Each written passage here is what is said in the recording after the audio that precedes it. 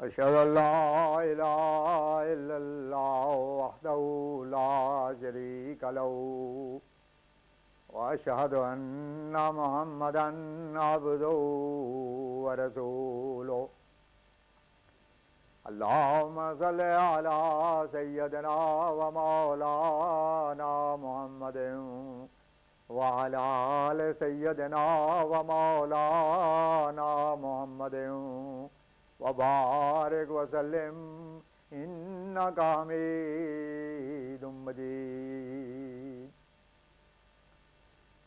خاتم الانبیاء حضرت محمد مصطفیٰ احمد مجتبی صلی اللہ علیہ وسلم کے غلام اور ہمارے امام بانی جماعت احمدیہ حضرت مسیح موعود و مہدی مسعود علیہ السلام کے ایمان افروز اور مقدس ملفوظات۔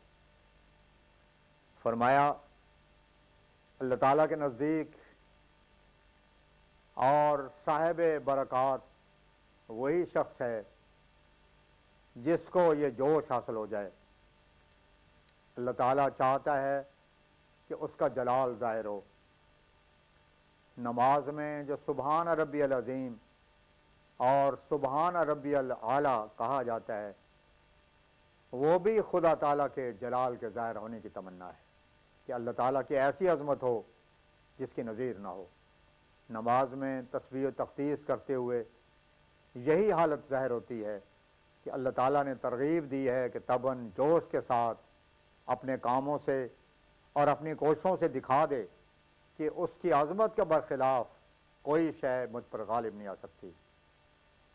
یہ بڑی عبادت ہے۔ جو لوگ اس کی مرضی کے مطابق جوش رکھتے ہیں وہی معید کہلاتے ہیں اور وہی برکتیں پاتے ہیں۔ جو لوگ خدا تعالیٰ کی عظمت اور جلال اور تقدیس کے لیے جوش نہیں رکھتے ان کی نمازیں جھوٹی ہیں اور ان کے سجدے بیکار ہیں۔ جب تک خدا تعالیٰ کے لیے جوش نہ ہو یہ سجدے صرف جنتر منتر ٹھہریں گے جن کے ذریعہ یہ بحث کو لینا چاہتے ہیں۔ یاد رکھو کوئی جسمانی بات جس کے ساتھ کیفیت نہ ہو فائدہ مند نہیں ہو سکتی۔ جیسے کہ اللہ تعالیٰ کو قربانی کے گوشت نہیں پہنچتے ایسے ہی تمہارے رکوع اور سجود بھی نہیں پہنچتے جب تک ان کے ساتھ کیفیت نہ ہو۔ اللہ تعالیٰ کیفیت کو چاہتا ہے اور ان لوگوں سے پیار محبت کرتا ہے جو اس کی عزت اور عظمت کے لیے جوش رکھتے ہیں۔ جو لوگ ایسا کرتے ہیں وہ ایک باریک راہ سے گزرتے ہیں اور کوئی دوسرا شخص ان کے ساتھ نہیں جا سکتا۔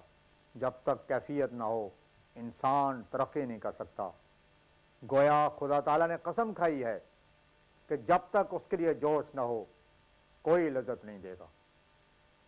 ہر ایک آدمی کے ساتھ ایک تمنا ہوتی ہے لیکن کوئی شخص مومن نہیں بن سکتا جب تک کہ ساری تمناؤں پر اللہ تعالیٰ کی عظمت کو مقدم نہ کر لے۔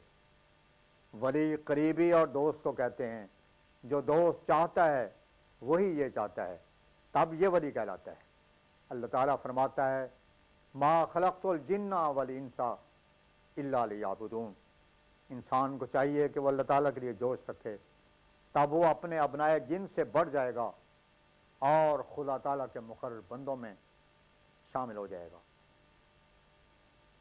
مردوں میں سے نہیں ہونا چاہیے کہ مردے کے منہ میں ایک شے ایک طرف سے ڈالی جاتی ہے تو دوسری طرف سے نکل جاتی ہے۔ اسی طرح شقاوت کی حالت میں کوئی اچھی چیز اندر نہیں جا سکتی۔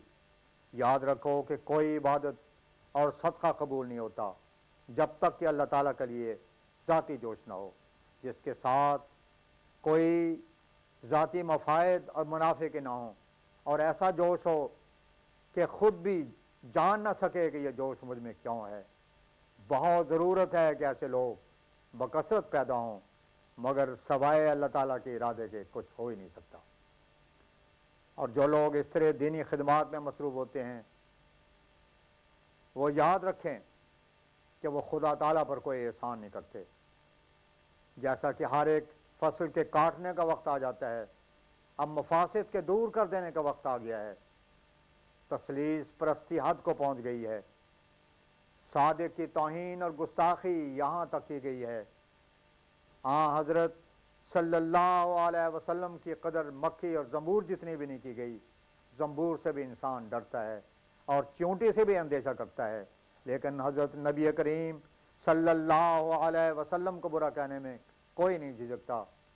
کذبوا بآیاتنا کے مصداق ہو رہے ہیں، جتنا منہ ان کا کھل سکتا ہے انہوں نے کھولا اور منہ پھاڑ پھاڑ کر سب و شتم کیے۔ اب واقعی وہ وقت آ گیا ہے کہ خدا تعالیٰ ان کا تدارک کرے۔ ایسے وقت میں وہ ہمیشہ ایک آدمی کو پیدا کیا کرتا ہے جو اس کی عظمت اور جلال کے لیے بہت جوش رکھتا ہے۔ ایسے آدمی کو باطنی مدد کا سہارا ہوتا ہے۔ دراصل اللہ تعالیٰ سب کچھ آپ ہی کرتا ہے، مگر اس کا پیدا کرنا ایک سنت کا پورا کرنا ہوتا ہے۔ وَلَن تَجِدَ لِسُنَّتِ اللَّهِ تَبْدِيلًا۔ اب وہ وقت آ گیا ہے۔ خدا تعالیٰ نے قرآن کریم میں عیسائیوں کو نصیحت فرمائی تھی کہ اپنے دین میں غلو نہ کریں، پر انہوں نے اس نصیحت پر عمل نہ کیا، اور پہلے وہ ظالین تھے مگر اب وہ مضلین بھی بن گئے۔ خدا تعالیٰ کے صحیفہ قدرت پر نظر ڈالنے سے معلوم ہوتا ہے کہ جب بات ہاتھ سے گزر جاتی ہے تو آسمان پر تیاری کی جاتی ہے۔ یہی اس کا نشان ہے کہ یہ تیاری کا وقت آ گیا ہے۔ سچے نبی و رسول اور مجدد کی بڑی نشانی یہ ہے کہ وہ وقت پر آوے اور ضرورت کے وقت آوے۔ لوگ قسم کھا کر کہیں کہ کیا یہ وقت نہیں کہ آسمان پر کوئی تیاری ہو، مگر یاد رکھو خدا تعالیٰ سب کچھ آپ ہی آپ کیا کرتا ہے۔ ہم اور ہماری جماعت اگر سب کے سب حجروں میں بیٹھ جائیں تب بھی کام ہو جائے گا اور دجال کو زوال آ جائے گا۔ تلک الایام نداولها بین الناس، اس کا کمال بتاتا ہے کہ اب اس کے زوال کا وقت قریب ہے۔ اس کا ارتفاع ظاہر کرتا ہے کہ اب وہ نیچا دیکھے گا۔ اس کی آبادی اس کی بربادی کا نشان ہے۔ ہاں ٹھنڈی ہوا چل پڑی، اللہ تعالیٰ کے کام آہستگی کے ساتھ ہوتے ہیں۔ اگر ہمارے پاس کوئی بھی دلیل نہ ہوتی تاہم زمانے کے حالات پر نظر کر کے مسلمانوں پر واجب تھا کہ وہ دیوانہ وار پھرتے اور تلاش کرتے کہ مسیح اب تک کیوں نہیں کسرِ صلیب کے لیے آیا۔ ان کو یہ نہ چاہیے تھا کہ اسے اپنے جھگڑوں کے لیے بلاتے، کیونکہ اس کا کام کسرِ صلیب ہے اور اسی کی زمانے کو ضرورت ہے، اس لیے اس کا نام مسیح موعود ہے۔ اگر ملانوں کو بنی نوع کی بھلائی اور بہبودی مد نظر ہوتی تو وہ ہرگز ایسا نہ کرتے جیسا ہم سے کر رہے ہیں۔ ان کو سوچنا چاہیے تھا کہ انہوں نے ہمارے خلاف فتویٰ لے کر کیا بنا لیا ہے۔ خدا تعالیٰ نے جسے کہا کہ ہو جائے اسے کون کہہ سکتا ہے کہ نہ ہو؟ یہ لوگ جو ہمارے مخالف ہیں یہ بھی ہمارے نوکر چاکر ہیں کہ کسی نہ کسی رنگ میں ہماری بات مشرق و مغرب تک پہنچا دیتے ہیں۔ ہم نے ابھی سنا ہے کہ پیر گولڈوی ہمارے خلاف ایک کتاب لکھنے والا ہے۔ اس پر ہم خوش ہوئے کہ اس کے مریدوں میں سے جس کو ہمارے نام اور دعویٰ کی خبر نہیں تھی اس کو بھی خبر ہو جائے گی، اور اس طرح انہیں ہماری کتابیں دیکھنے کی ایک تحریک پیدا ہوگی۔ مسیح موعود فرماتے ہیں دین کی نصرت کے لیے ایک آسماں پر شور ہے، اب کیا وقت خزاں آئے ہیں پھل لانے کے دن۔ وآخر دعوانا ان الحمدللہ رب العالمین۔